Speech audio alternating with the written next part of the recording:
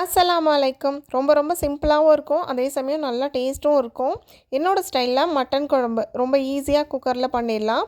தேவையான அளவு ஆயில் சேர்த்துருக்கேன். ஒரு 3 வெங்காயத்த கட் பண்ணி சேர்த்துருக்கேன். பச்சை மிளகா உங்களுக்கு விருப்பப்பட்டா எக்ஸ்ட்ரா சேர்த்துக்கோங்க. கூடவே சால்ட்டும் சேர்த்து நல்லா வதக்கிடுங்க. இது கூடவே 2 தக்காளி எடுத்து கட் பண்ணி சேர்த்துருக்கேன். இது கொஞ்சம் நல்லா வதங்கினதுக்கப்புறமா 1 ஸ்பூன் இஞ்சி பேஸ்ட்டு, 1 ஸ்பூன் பூண்டு பேஸ்ட்டு கலந்து விட்டுருங்க.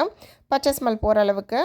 மஞ்சள் தூள் 1 ஸ்பூன், மிளகாத்தூள் 1/4 ஸ்பூன், சீரகத்தூள் 1 ஸ்பூன் அளவுக்கு கரம் மசாலா, 2 ஸ்பூன் அளவுக்கு கொத்தமல்லி தூள், கொஞ்சமாக தண்ணி சேர்த்து இந்த மசாலாவை நல்லா வதக்கிக்கலாம்.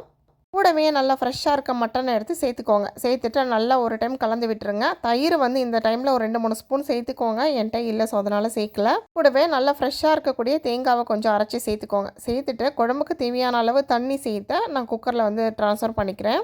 பார்க்க தெளிவாக தெரியணுமேன்னு சொல்லிட்டு தான் நான் வேறு பாத்திரத்தில் தாளித்தேன். நீங்கள் ஸ்ட்ரெயிட்டாக குக்கர்லேயே தாளிச்சிடலாம். ஒரு 7-8 விசில் கழித்து ஆஃப் பண்ணிங்கன்னா சூப்பரான மட்டன் குழம்பு ரெடி.